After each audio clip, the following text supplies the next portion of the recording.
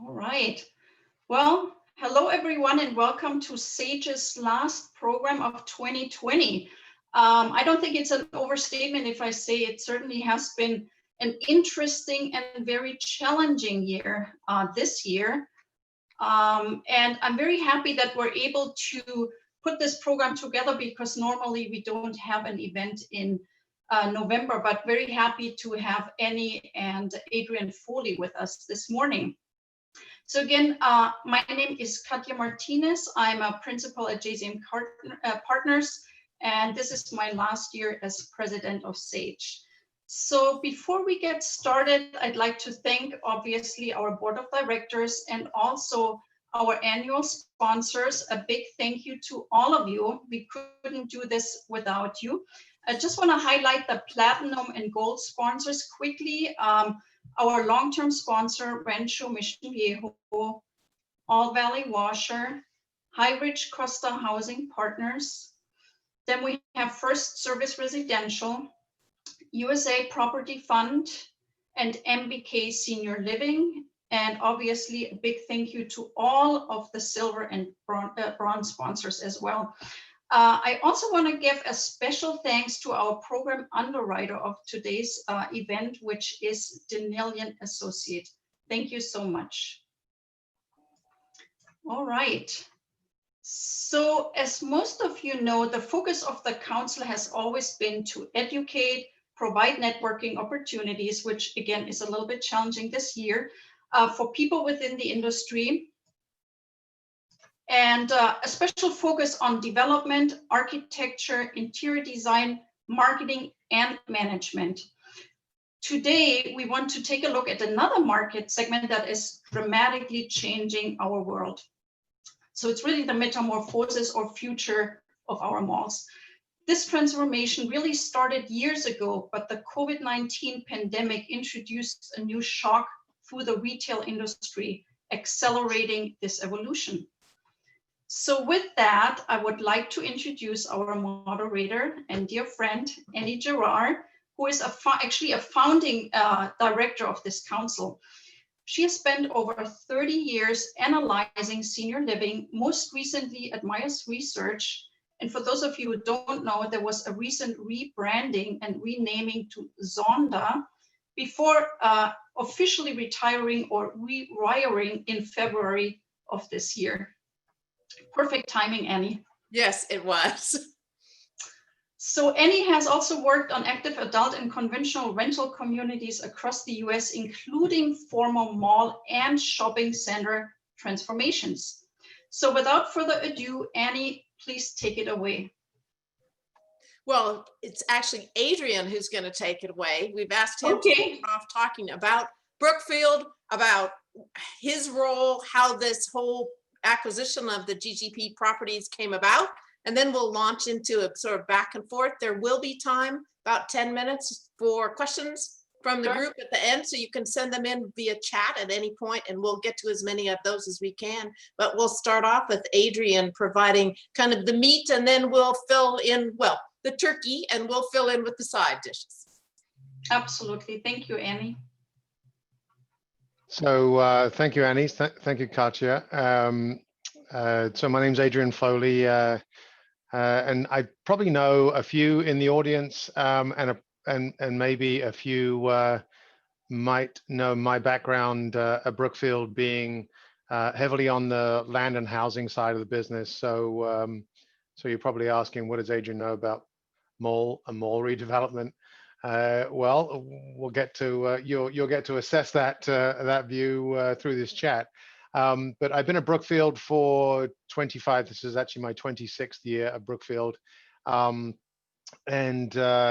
just a little about Brookfield for those that don't know, because the name Brookfield gets banded around many in many sectors of both real estate and just sort of general investing. So when most people talk about Brookfield, they talk about Brookfield Asset Management, which is really the holding company asset manager. And Brookfield has four sort of lines of business or limited partnerships that are public partnerships that are infrastructure. They buy everything from tollways in Chile to airports and ports in Asia. Renewables or renewable energy, a big hydroelectric power facilities, solar panels and wind farms all around the globe. A private equity business, which really is sort of a fruit salad of investments, candidly, but private equity focused.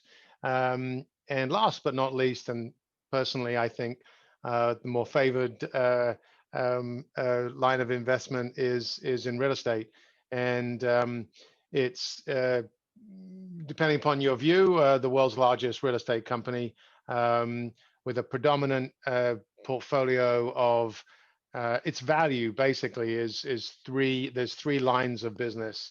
Office business, we have about 45% of the value of Brookfield Properties. Property Partners is in an office portfolio that is all across the world, but heavily invested in the US. Retail business, the second, about 40% of the business is anchored in retail. And today, we are the second largest retail landlord in the US. And the third is invested in various funds that support real estate investment. So, for example, multifamily, hospitality. We have a hotel business. We have a 70,000 residents multifamily business. We have a 22,000 room hotel business. We have senior housing. We have a single family for rent business. Point being, it's kind of a similarly a fruit salad of investments. That's about 15% of the net worth of the company. In addition to that, Brookfield has a land and housing business that has been set up for over 30 years. That, as I mentioned, I was a part of. That runs a multi-regional land and housing builder across North America, and that business today sits underneath Brookfield Asset Management. But the skills of that business, the development teams that take each of those individual assets forward, are pooled into a development group called Brookfield Properties Development, which is really kind of an employee company that manages both that land and housing business that I've mentioned, but as you'll see as I start to unfold the story here, manages the repositioning of commercial real estate or the development of commercial real estate. So I'll pause there because that's a lot to kind of absorb in one sweeping statement. But Annie, if you want, I'll just continue on with the GGP story and how that came to pass. So 2010, Brookfield acquired a very kind of a very financially challenged organization called General Growth Partners. And I don't need to go over the history of General Growth, but dates back to the early 70s, and really was a pioneer of mall development across the US. Fell into financial difficulties in late 2009, and in early 2010, Brookfield took it out of bankruptcy and repositioned the company. What actually happened in that situation was is two companies were spun out. GGP, well, actually three companies. Sorry, because I ignore the third company because we didn't participate in it. But GGP became a standalone, call it sort of A and B class asset company. And a company called Rouse Properties was spun out of GGP. I differentiate there because it'll come back around in a second. And Brookfield stayed in GGP and continued to be an investor, but not an operator of GGP. Rouse Properties, it became had a similar role that it ultimately converted into ownership. And in that ownership position, there were 37 malls. Brookfield, we on the land and housing side had a lens into 8 of those malls that had redevelopment potential. And that was around 2016, 2017. So that really was our first sort of conversation with the broader Brookfield team on repositioning retail. So I will tell you then, and that was, it's 3, almost 4 years ago now, that I had a very rose-colored view on repositioning retail. But suffice to say, that triggered this sort of this repositioning of the land and housing business into a more commercial-focused redevelopment organization. So, long story short, GGP becomes private in August of 2018, and with that comes 125 other retail assets and a portfolio of other retail positions, Fifth Avenue retail, etc. But basically 125 large retail assets. Add to the 37 that were in Rouse, you had 162 retail assets.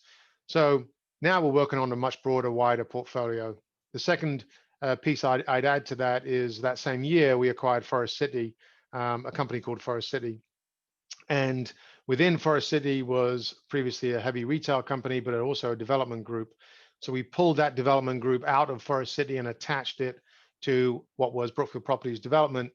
And then the third piece of that is we went and acquired a company in San Diego called Oliver Macmillan and pulled that group into the land and housing and mixed use teams. So suffice to say, by the end of 2018, you had this umbrella of team members who could do mixed use development, commercial, retail, office, and multifamily residential development, and a master planned land and housing team that did everything on the for sale spectrum, but also did large scale master plans.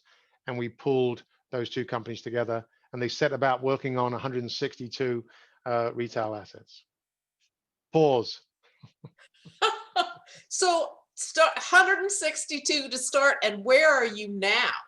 What's happening now with how many of them are actively underway? Where are they located? And kind of bring us up to date to November 2020. Happy to. So I'll share a little bit of this picture. So this, by the way, is an internal document. So please don't take screenshots of this. That won't make me look very good outside of my office.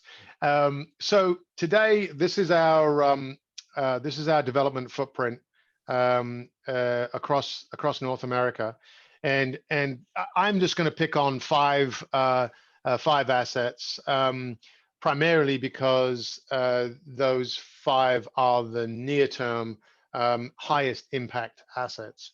However, what I will say to answer your question, Annie, are the 162. We condensed that list to a first tier 9 assets. So first tier 9 assets, and the criteria were assets that had the highest value add proposition. Mm-hmm. So unfortunately, what happened was it just purely through workload, it pushed certain assets into tiers 2 and 3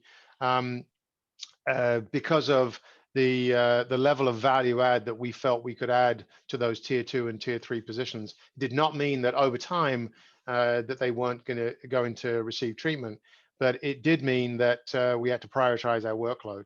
Of those 9 first tier, we have an additional 26 that are in tiers 2 and 3, so 35 of the 162.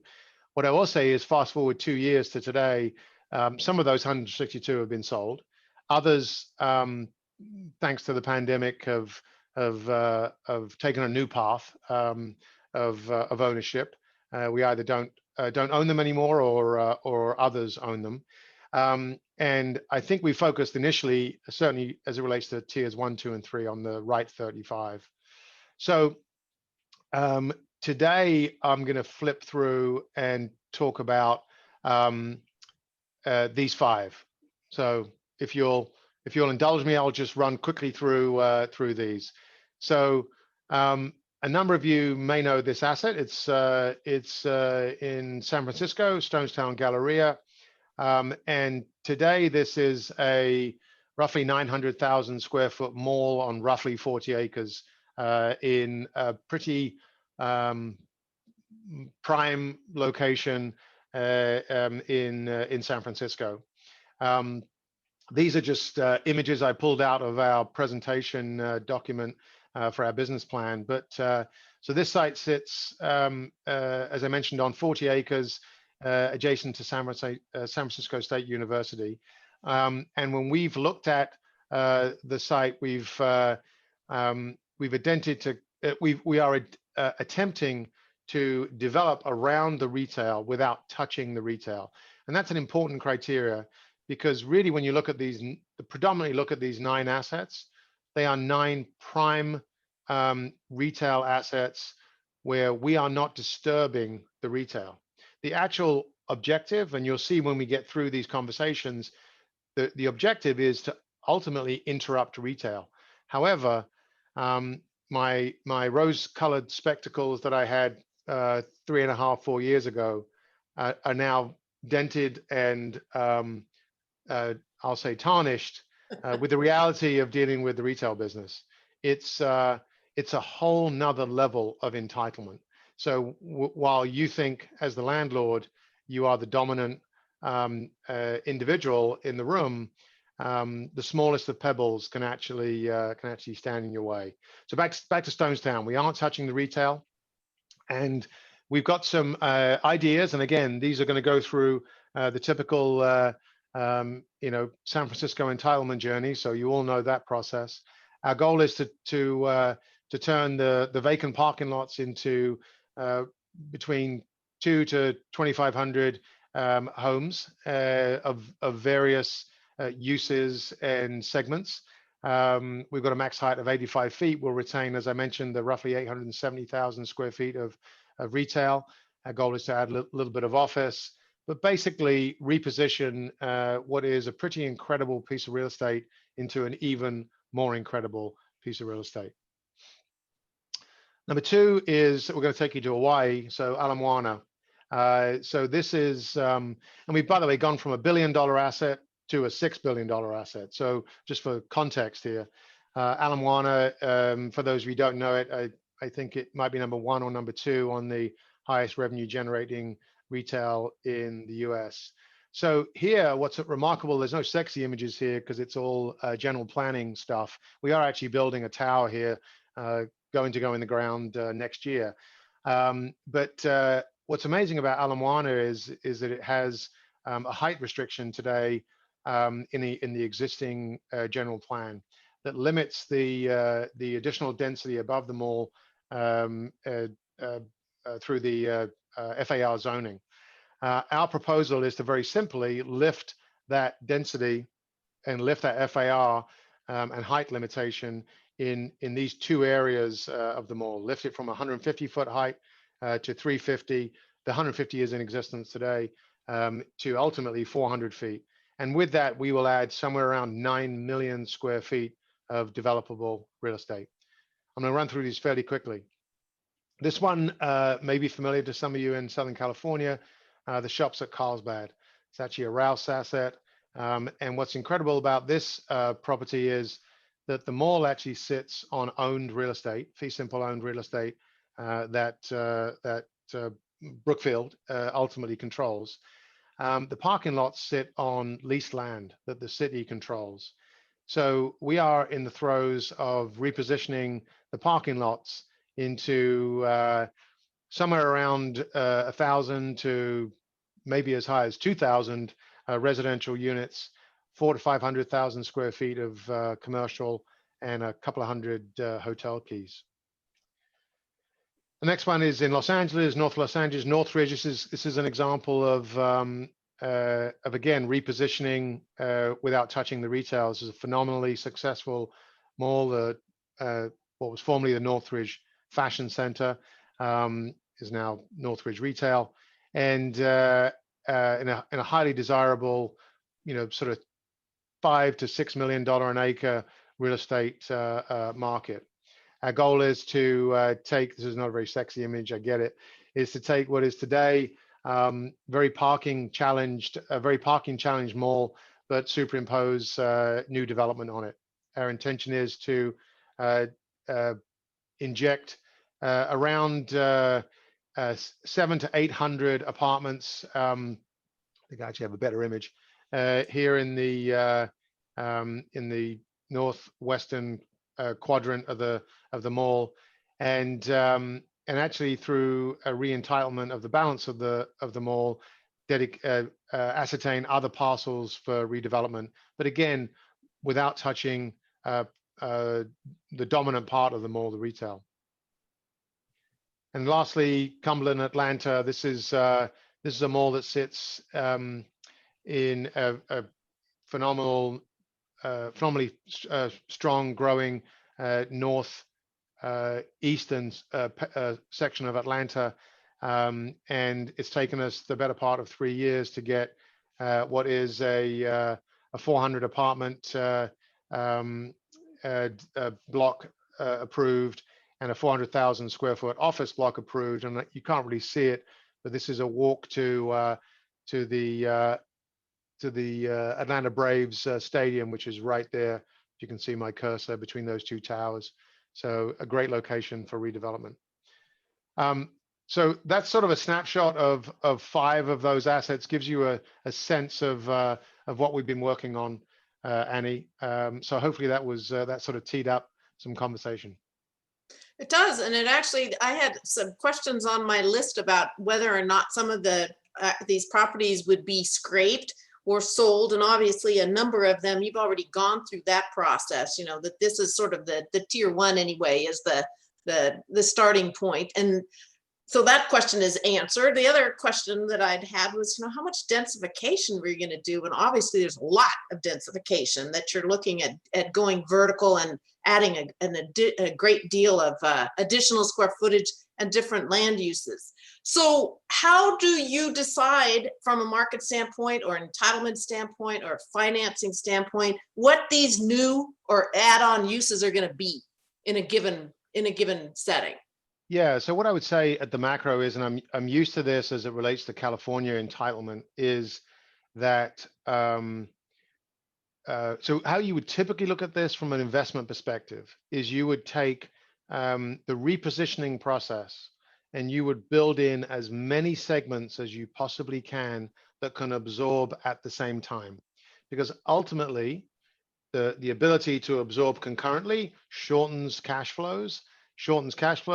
Higher discount rate equals higher net present value.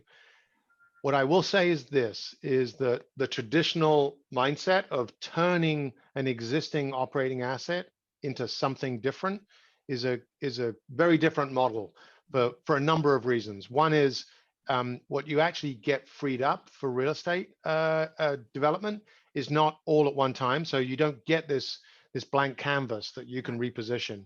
You have to take it down in phases. And I won't go through the boring minutiae of just taking each portion of the retail operation and phasing the development around it, because it's incredibly tedious as a step. But suffice to say, it's like you're changing the wheels on your vehicle as you're moving it down the road. So your ability to so your choices around segments now become driven around value, the value to the bottom line. And where we are focused is we're trying to ring the highest value per acre bell that we can, because it's no longer a net present value calculation, which typically allows you to, offset certain uses. We're now driving the highest and best values.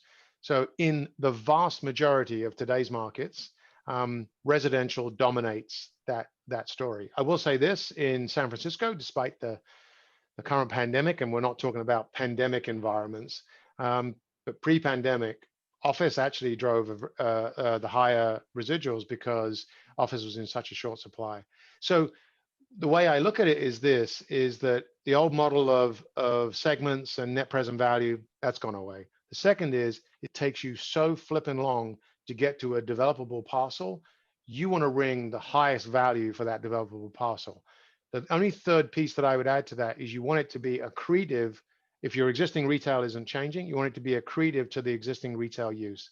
So that's the only dial that you would alter in terms of a value dial to say, yeah, but this may have a greater halo effect on my retail asset. So what we've realized is we end up going down only a few corridors of use. We go down the multifamily corridor to ring that bell. We go down the for sale condo corridor. The challenge there is we have always typically looked for condos to be at the tail end of a complete repositioning, not the front end. And we go down the office corridor because it's been generally competitive. And all of this is pre-COVID discussion. We can have a discussion about the impacts of COVID, but frankly, it's not as relevant I think for this debate. If it is, we can debate that. But I think from a pure macro perspective, we go down those three corridors. Well, because one of the areas of most interest in the senior living development business is this idea of a mixed use setting. That seniors want to remain close in, they want to have proximity to retail and walkability the same way that millennials do. So many of the things, the same site elements that are driving conventional apartments apply in spades to various types of senior living, be it, upscale 55 plus apartments or assisted living, or even affordable tax credit type apartments. But it sounds like, you've had some discussions about how senior living might fit in as a subset of the residential, and what's happened with that to date, and what's your interest in that as a component?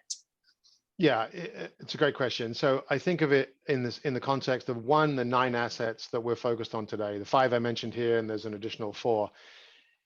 Those are generally speaking in high dollar per value square foot locations, and they are in high land residual value per square foot locations.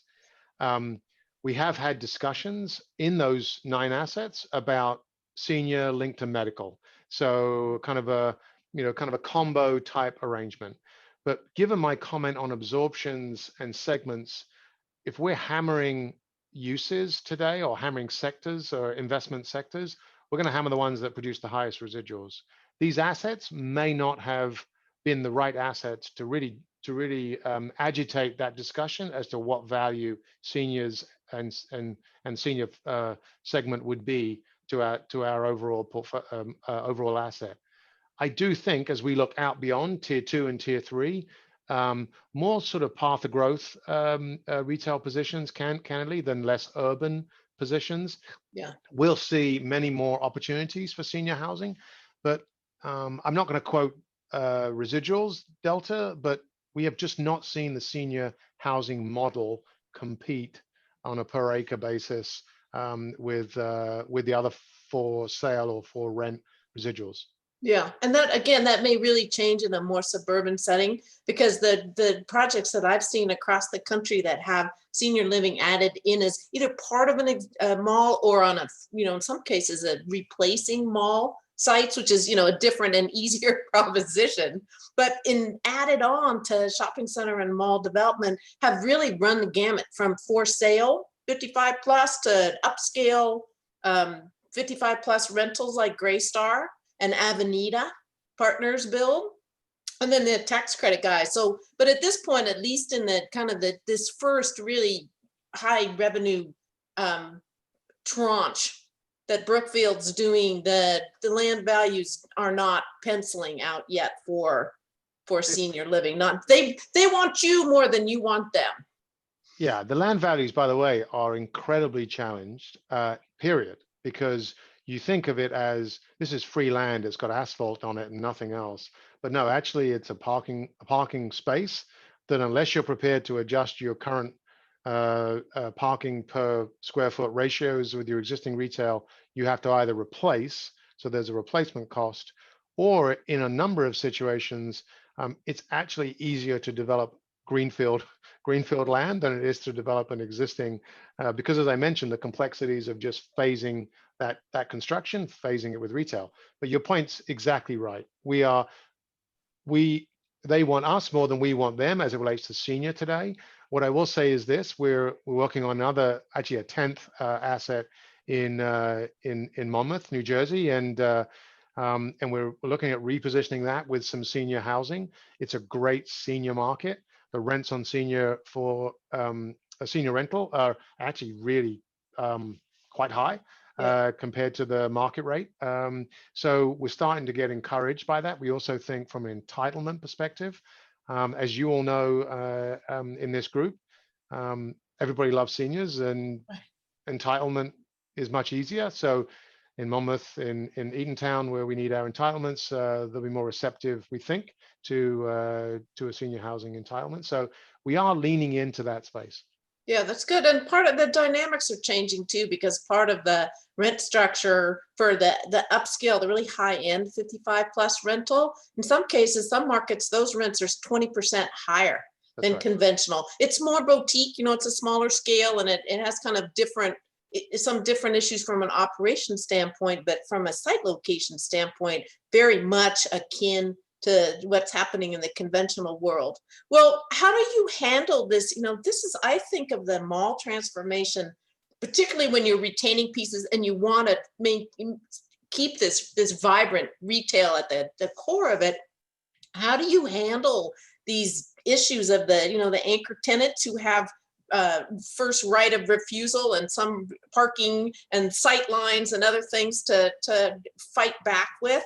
The operation standpoint of the security and privacy and odors and noise. How do you bring, in general, how does a residential fare in that environment? What are you doing?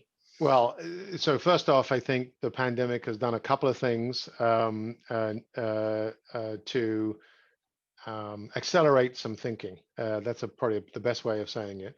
So cities and agencies to procure entitlements and repositioning have physically seen how the mall would be when it's dead, because there's literally nobody in. For periods of time in the last 8 months, there's been nobody in these retail establishments, and they've clearly seen the impact of lower sales tax as a result. So that conversation is much easier. I think of these, Annie, as layers of entitlement conversation. Your second group, our big box tenants who have significant leverage as it relates to the repositioning and redevelopment opportunity, have been much more receptive to a repositioned opportunity. And look, ultimately, it's a negotiation because they have restrictive easement agreements that we need to get altered, rewritten. And that's a negotiation. However, in some, if not the majority of these big box situations, those owners are, let's just say, receptive to alternative forms of monetizing their businesses, whether it's selling their real estate in exchange for restrictive easement agreement amendments, but leasing the real estate back, or frankly, taking a cash payment as a forgiveness of the easement amendment. The third layer is co-tenancies and the agreements that we have with the inline retailers to manage their big the big drawers of traffic. So we have to really manage that. I say we, it's not myself and it's not our development team, but our retail team has to manage that. What I would say as it relates to your operational comment is that Brookfield's always the Brookfield retail guys have always wanted an internal residential development group or residential repositioning team that they could kind of partner with to solve some of these problems, so that we don't get the issues you're referring to, where back of office or back of retail is disruptive to residential. Or my condo comment, the concern with the retail guys is the moment we have homeowners move in, you know, City Hall gets bombarded by those homeowners. So we've really had to help educate them as to how we would manage that through CC&Rs and through, frankly, through placement, through putting the real estate in the right locations. Right. So the beautiful thing is when we first got into these discussions, the retail guys were so excited because they really felt like they had a seat in the room that understood the development side, but they understand the retail side. So coming together has been the objective. I'll tell you, it's in my rose-colored. All I know is I know what I didn't know back then, and that was a heck of a lot. So this is not for the faint of heart. I said that to a group the other day. Retail repositioning. It looks really easy. You made the point about scraping malls. Let me tell you, we have some of those, that tier 2, tier 3, where we're going to be removing 300,000-400,000 square feet of retail. It is not easy. You're better off starting with a blank, obviously, with a blank non-income producing piece of real estate, because the constraints and the conflicts are incredible. But what I've seen is just an enormous level of creativity. I mean, retail has always invented and reinvented itself. I mean, it's probably among all development sectors the best at kind of dealing with the new landscape. But I did a presentation a couple of years ago for a city council in the Cleveland suburbs. They had a mall that had been a thriving mall that was really not quite dead, but really on life support. And what they needed help to understand was that the real opportunity was to scrape almost all of it and to do new retail and a lot of residential. Yeah. So I had spent a pleasant few days researching, you know, sort of that what had happened, the different uses that were appearing in malls across the country. And it was a dazzling array, you know, of medical clinics and community colleges and art dealers, you know, car dealerships and skating rinks, every kind of entertainment imaginable, full on office, you know, Amazon fulfillment centers taking the place of former malls. It was really evidence of this just enormous creativity. So this is, you know, obviously comes with huge challenges, particularly now when everything's so uncertain, but also great opportunities. So what, you know, what would a home run look like?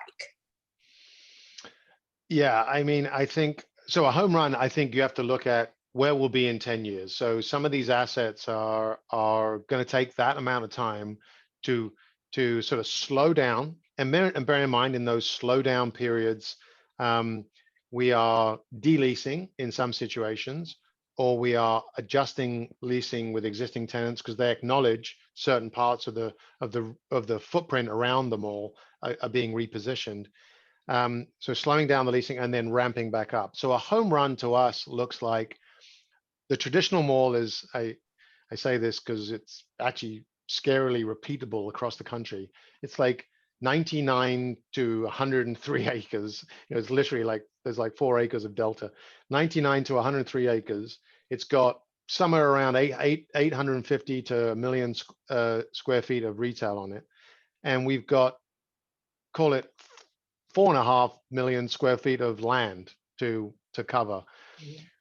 Our home run is to take that 1 million square feet of retail down to maybe 500,000 square feet of retail, because we think that's probably closer to demand. And I'm not talking the 5, you know, dominant retail positions. I'm talking the future path, because that's really where the balance of the portfolio value will be. And we turn 1 million square feet retail into 3 million square feet of 500,000 square feet retail, 2.5 million square feet of something else. And it is a combination of multifamily, various segments of multifamily, senior housing components, medical, healthcare support for that senior housing piece, an active adult for sale component, and a condominium component, all, and with some office layered in as well, all centered around kind of a village environment where obviously incredibly walkable, accessible. I don't need my car anymore frankly, and as a result, we've not oversupplied parking for this real estate at home run stage. Right. Because what we're realizing is, we spend $40,000 or $50,000 a stall on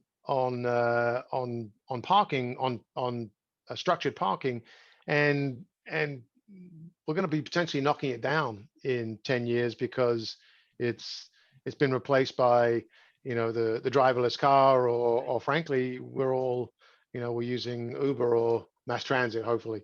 But hopefully that home run has managed to step through each one of those phases successfully and has completely repositioned that real estate into this incredibly thriving, active community. And you've taken what is really retail in transition and turned it into something incredibly special for the community. Right, and I think that sense of having that nucleus and that community center is not going to go away no matter what. There are just some things you cannot get online and some experiences that you need to be there to experience. So, part of that shift in how people are living is going to be a real tailwind for the mall transformation. Now, just a quick question. We hadn't talked about this all, but I'm just curious. I know that Caruso and some other retail developers and owners are looking at convertible parking structures because they understand that down the line, they anticipate anyway that the parking requirement is going to go way down because, again, different forms of transportation. So looking at structures that can be converted over time to some use other than for parking. Are you looking at that kind of future planning down the road yet? We haven't looked at convertible structures. We've modeled some ideas of them, but can't get our heads around that today. You spend a lot more money to flatten out your structure, candidly. That we wonder how viable that is looking forward. Where we are going is to standalone structures that are very simply built, that frankly we can take down when parking isn't required, rather than burying that structure in the center of the building. So sure. We actually think kind of a phase 1, phase 2. So phase 1 would be building and parking, and phase 2 is parking removed and building replaced, is potentially more viable. But look, I don't want to profess to be the keeper of secrets here. We're looking at any way we can. What I do know is there is a business to be in to own parking obligations for businesses like ours. So in other words, you could provide a service to Brookfield where you guaranteed the delivery of parking just in time, and that model would be incredibly valuable to a company like ours. I think we'll end up doing it ourselves, where we'll import enough talent in our organization where we'll own kind of parking obligations. But just as a segue, we do parking studies. We are doing today, digital record keeping of daily, hourly parking in each of our retail assets. Even that, though, has just started. We're only just at the start of some of those discussions, which is amazing to me because we could have taken satellite images of every minute of every day for the last 5 years. But we're starting to get knowledge around what are these parking patterns today and how are they changing. So it's incredible. And part of that is that everything has speeded up so much. That retail obviously has done a really good job of reinventing itself for a long time, but the pace at which things are changing now because of COVID and e-commerce and a number of other factors are just, this is happening at lightning speed. And one of the advantages that Brookfield obviously has is that you have this really vibrant and accomplished and widespread skill set across the companies that, with Forest City and with Oliver Macmillan and with your own people. So you're really in a great position to respond more nimbly than a large company often can do. I hope so. That's certainly the vision. It's frustrating at times that you think it should all happen faster than it does, but and the pandemic has definitely put a dent in some of those things and actually accelerated others. So you take from it whatever positives you can get. Exactly. Katja, what time is it? Are we coming to the end and ready for some questions? Otherwise, I'll keep going. We have maybe 10 minutes left. I think a few questions came in, but my feeling is that Adrian actually addressed most of them, but let me read one here that is from Joseph Cody, and he's asking, is there a 55 plus dedicated program within this residential focus? Yeah, there isn't today. We do have a 55 plus partner in-house at Brookfield. And every conversation we've had to date has been, as I mentioned earlier, it's just been a struggle from a land residual for these targeted first 9. Now, as I mentioned, tier 2 and tier 3, the group is looking at how we can bring that part of our business into the segment offering. And candidly, where we are removing more retail, we're freeing up more real estate. So we need more segments. So we get better net present value. So it all builds on itself once we get past some of these more urban assets. Because don't get me wrong, each one of those, San Francisco, we could easily build in a 55 plus segment there. But as you all know, it's not the highest performer in the marketplace today. So and in that example, we're only going to be building, quadrants of that mall over time. So, but I also think we would benefit from, and I mentioned this to Annie and Katja when we were chatting beforehand, that we would benefit from a little bit of agitation on that, and we would benefit from, some coming into our environment and actually challenging some of our base case assumptions and land residuals. So I would welcome the audience that's part of your team doing that and giving us some thoughts. And the 55 plus market's really changing quickly too. So it may be that there's going to be more convergence and sooner rather than later, because the really what's happening at sort of the upper end of it, the top of the pyramid, if you will, is creating more opportunities. I mean, definitely higher rents and higher level of interest, huge amount of capital pushing that, a lot of really well-financed companies that are going after the top of the market, but also the kind of middle market, which has been the holy grail for a long time. So there's so many more players in the senior living business and building different types of senior living and hybrids. So everything's kind of in play. There's a lot of that same sort of fluidity in the senior living business that is happening in the retail business for different, driven more by demographics and changing consumer desires,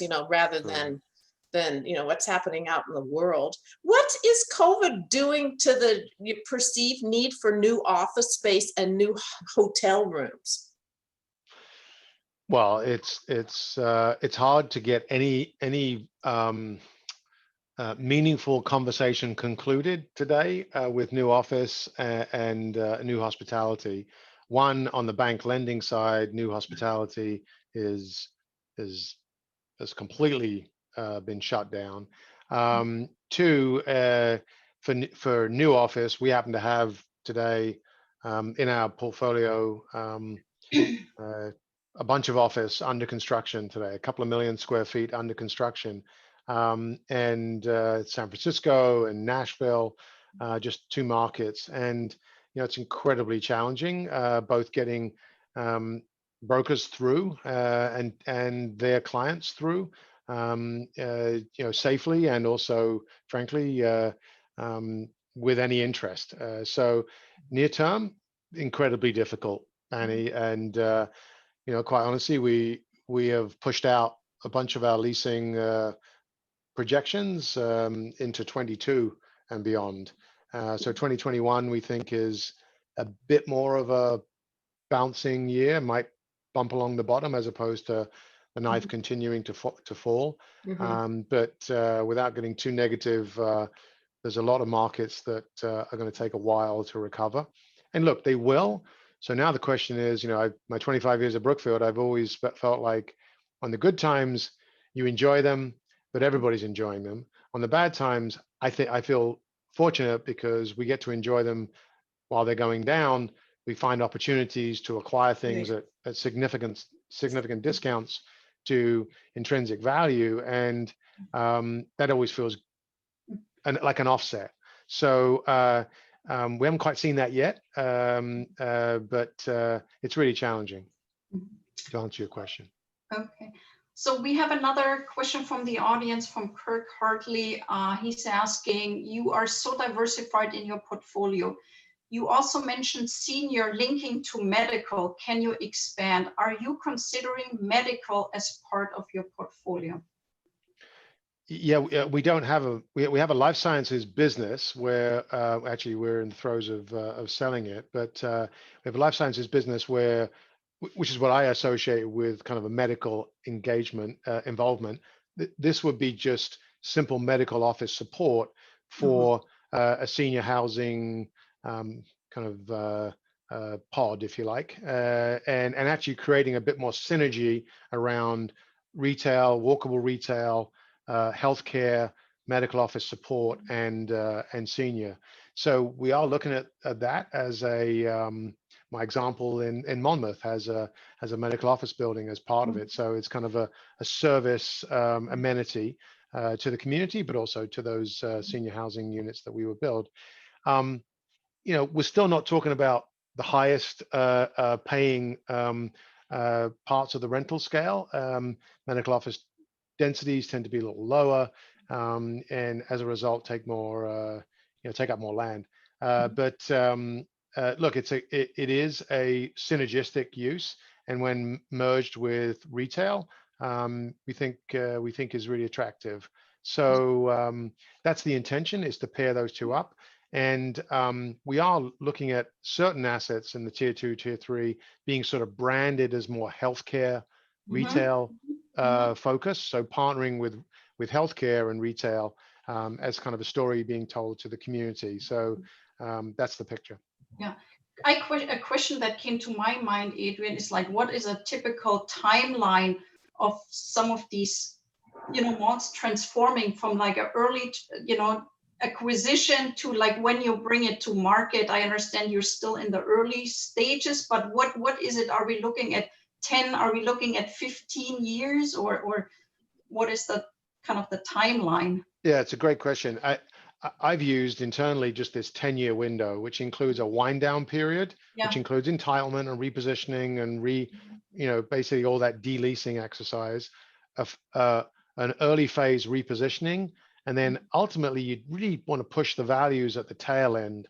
So hopefully you get this thing right. It's sort of a phase 1 of the master plan. You get it right, and then you can really sell absorptions in the future. So it's sort of 2 years of entitlement and repositioning, a couple of years of 2 years of entitlement and de-leasing, a couple of years of repositioning, and then 6 years of building gets me my 10 years. But it's really, really, I mean, I can't emphasize enough this entitlement journey. It's like California on steroids. For those of you who do entitlement in California, you'll know what I mean. It's just really, really complex. And however, look, I think, if it's harder, you should get rewarded more for it. So I think at the end, we should be rewarded for it. Absolutely, absolutely.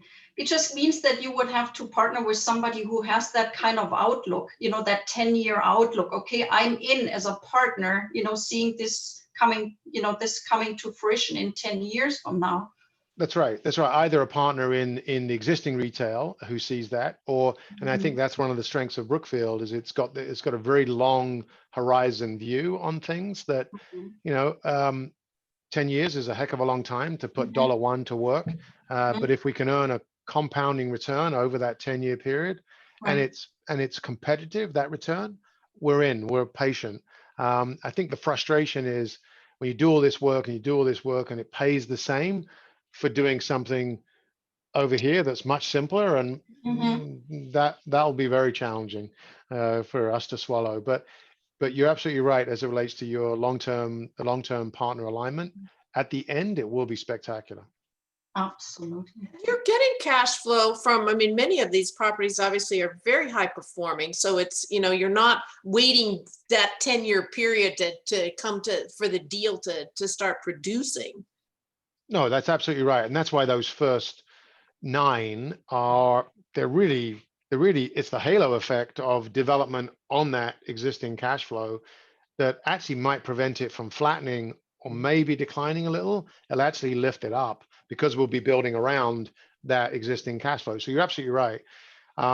You are putting more stress on that cash flow because you're building around it. It's better if you don't, but Right. ultimately where you're going is a better place. But no, it's more those assets that you have to run down. And really, to Katya's point, you want people to kind of hang in there while you're running it down. Sure. And there is a significant, you know, down period where, you know, you and I don't want to go spend a couple of hours in a dust-laden, you know, environment. So we got to. It's real. So my point is you're right. You are still generating some cash flow, but it's significantly less than the underwriting you had before. The way we've rationalized it, though, is we've said, look, your cash flows here are constant at best. In fact, likely to be declining. Mhm. We're actually going to force a steeper decline, but then ultimately bring them back up over here with a combination of other uses. That's the tension triangle conversation that we're having as operators. So, you know, as I said, it's not for the faint of heart. So these properties, the ones who didn't make the cut, you know, not just the second and third tier, but the stuff that you're disposing of, I was going to say dumping, the ones that you're disposing of, the ones that are going into other ownerships, how is that decided, and what's the sign of a property that you don't want? Yeah, I mean, it's either leverage to the point where we just don't see as much value as the leverage, or it's a location where frankly it costs us more money to put more money to work, and those returns that I mentioned don't make sense, and because of the constraints, it costs you money to remove those constraints, and it just doesn't pencil. So there is a market where you'll look at an asset, and we looked at a bunch of them where you'd say, wow, such and such a location, surely even as a blank piece of land, it's worth, yes, it is. It's worth something as a blank piece of land, but it isn't a blank piece of land. You've got to actually run it down. So you're going to see some of these assets come to market, and it'll be really interesting to see how they perform for the new investors going forward. And you know, without putting too much of a negative slant on it, there is a bunch of commercial real estate debt in the hands of you know, to be owners of that real estate, that be interesting to see how they play out. You know, we've looked at a bunch of them, and it's not, they're very challenging. So we're looking actually at ones that outside of our own portfolio. So we're seeing some of those come up. Are you interested in adding more? You want to increase the stakes above the stakes that are already in place? Let's just say it's not our first call, but we are pretty knowledgeable. So right. We're one of very few that have knowledge and have the ability. So, for example, right here in Westminster, we've got a mall, and I think most of us are probably, Katya, you're in Southern California, right? So, yes. Annie, you're not. You're in which market? I'm in Southern California. You're in Southern California too. Yeah, then you know Westminster Mall. So Westminster Mall, it's in rundown mode, and you know, we proposed to acquire it, and we did not. We were not the successful bidder. Somebody is proposing to pay a lot more money than us. Wow. So yes, there will be those other assets that frankly, over time, they will find their new path. But they just look like today investments that don't make sense for us. Yeah. So. Well, I think you're doing remarkably well, that you're dealing with all of these. You know, this is, I describe as sort of a 3D jigsaw puzzle. It's a huge amount of brain damage and very intricate and very fast moving, but you're doing it with grace and goodwill, and you don't seem to have let it, you know, beat you up too much, at least not yet. And it comes with an enormous amount of opportunity, because but it's so open-ended. Yes. So the hope is that it'll continue to be interesting and rewarding, not just, you know, a slog. Yeah, our dream is, to your home run comment, our dream is that we look back on this period and go, we were a part of one of the teams who helped reposition some of this amazing real estate, and look at it today. It's a new, renewed, vibrant part of the community, and it has its place where it was in the 60s or 70s or 80s when it came into pass. It became the new town center. It's still the new town center going forward. It's become a new town center, exactly. Yes. And that does seem to be the direction that it's going. I mean, it's going to take a lot of you know, diligence and intelligence and money and patience, but Brookfield sounds like you're just really ideally suited with all of those qualities to make it happen, and to be able to look back and say, yes, you know, you've salvaged this for America. Yes. Well, I think you wrapped it up perfectly, Annie. We're almost out of time, and unless there's anything else that Annie or Adrian would like to add. Otherwise, thank you, Annie, for moderating today's program, and thank you so much, Adrian. That was absolutely amazing, sharing all these insights. There's so much information to digest.